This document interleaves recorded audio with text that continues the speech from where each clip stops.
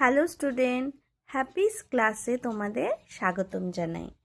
আগের দিন আমরা সুনির্মল বসুর লেখা কবিতা সবার আমি ছাত্র কবিতার প্রশ্নগুলো পড়েছিলাম।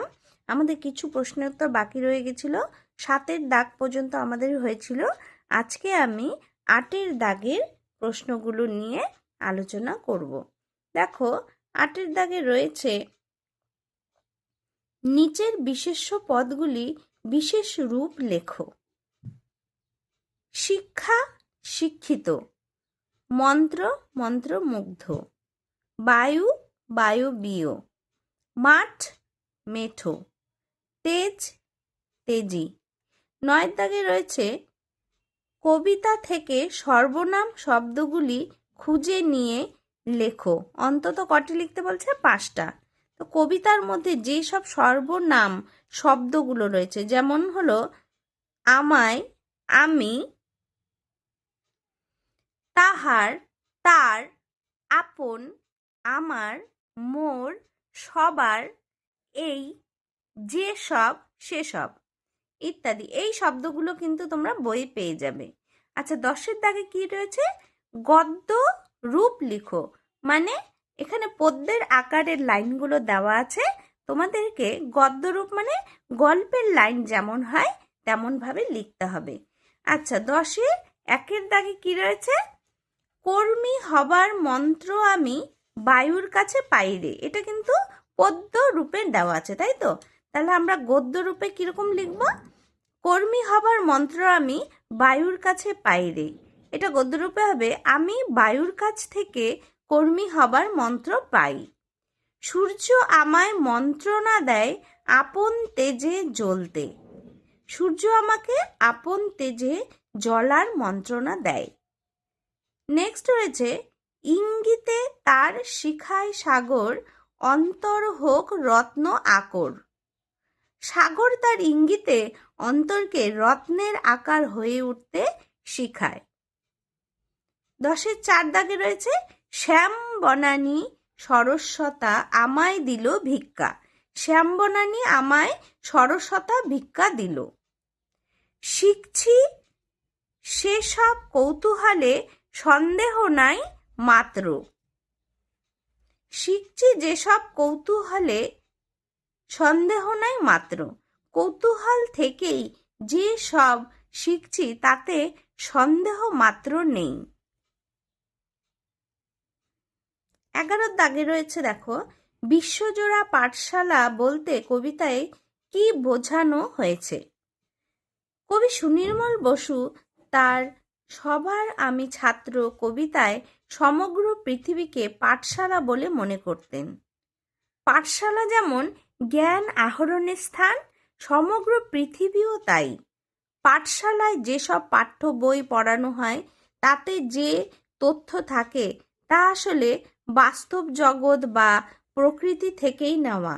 কবির মনে করেন এই বিশ্ব প্রকৃতির এক বিরাট একটি উপাদান।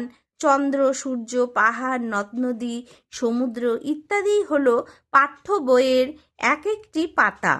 এগুলো প্রত্যেকটি আমাদের কিছু না কিছু শিক্ষা দেয়। এই প্রকৃতির বই পড়তে কোনো 4 দেওয়ালে ঘেরা পাঠশালায় যেতে হয় না। বিশ্ব প্রকৃতিকে গভীর মনোযোগ দিয়ে উপলব্ধি করলেই জ্ঞান লাভ করা যায়। তাই তিনি বিশ্বজোড়া পাঠশালা শব্দটি ব্যবহার করেছেন। 12-র দাগে রয়েছে, প্রকৃতির কাছ থেকে আমরা কিরূপ শিক্ষা পেতে পারি লেখো। যেমন আকাশ, বাতাস, পাহাড়, খোলা মাঠ, সূর্য, চাঁদ প্রভৃতি, এই সব থেকে আমরা কি কি শিক্ষা পেতে পারি? আকাশের কাছ থেকে আমরা উদার হওয়ার শিক্ষা পাই। মানে আকাশ যেমন বড়, আমাদের মনটাও যেন এত বড় হয়, তারই শিক্ষা আমরা পাই। বাতাসের কাছ থেকে আমরা কর্মী অর্থাৎ কাজে দক্ষ হওয়ার শিক্ষা পাই। দেখো, বাতাস কিন্তু সর্বত্রই বিদ্যমান, সে তার মতোই সে নিজে কাজ করে যাচ্ছে, কিন্তু আমরা কি কখনো তাকে দেখতে পাই? দেখতে পাই না। কিন্তু সে কিন্তু তার কাজ অনবরত করেই চলছে। পাহাড়, পাহাড় আমাদের মৌন ও মহান হওয়ার শিক্ষা দেয়। দেখো, পাহাড় নিঃশব্দে নিস্তব্ধে একইভাবে চিরন্তর দিনের পর দিন একই জায়গায় দাঁড়িয়ে থাকে, তাই না? তো চুপচাপ দাঁড়িয়ে থাকে। আমরা পাহাড় থেকে তারই শিক্ষা পাই।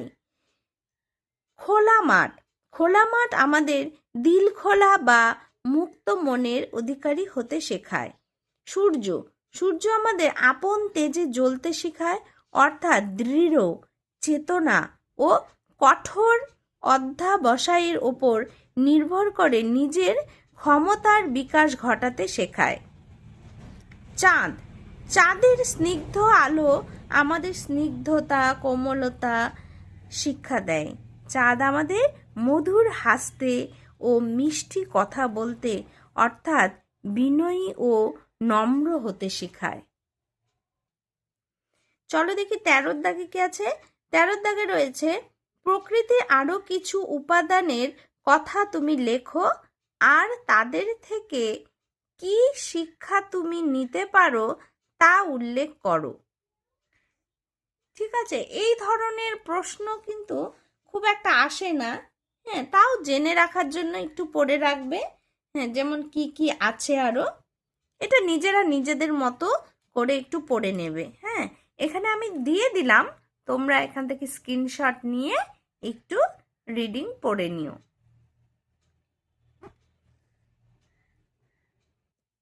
14 নম্বর প্রশ্নে দেখো কি রয়েছে, এমন একজন মানুষের কথা লেখো যার কাছ থেকে তুমি অহরহ অনেক কিছু শেখো। তাহলে তোমরা নিজেরাই একটু বলো তো, যে স্কুল দিদিমণি ছাড়া বা মাস্টারমশাই ছাড়া আমরা কার কার কাছ থেকে নতুন নতুন শিক্ষায় শিক্ষিত হই? বলতে পারবে তোমরা? দেখি তোমরা আমাকে বলো তো, যে কারা কারা দিদিমণি ও মাস্টারমশাই ছাড়া নতুন কিছু শিখতে পারো। আমার মনে হয় আমরা প্রত্যেকে বাবা ও মায়ের থেকেই এটা শিখতে পারি, তাই না? বা পরিবারের যারা গুরুজন আছে তাদের থেকেই কিন্তু আমরা নতুনত্ব কিছু শিখতে পাই। তো এই পাঠে এই কটাই ছিল, এই 14টাই প্রশ্ন ছিল। আমি দুটো ভিডিও মিলে কিন্তু আমি প্রশ্নের উত্তরগুলো দিয়ে দিলাম, তোমরা ভালো করে পড়ে নিও। আজ এই পর্যন্তই, আবার কথা হবে আগামী ভিডিওতে। আর আমার পড়া যদি তোমাদের সকলের ভালো লাগে তাহলে অবশ্যই আমার চ্যানেলটাকে সাবস্ক্রাইব করে দিও, তাহলে যে কোনো ভিডিও আমি পোস্ট করলে তোমাদের কাছে কিন্তু নোটিফিকেশান পৌঁছে যাবে। টাটা।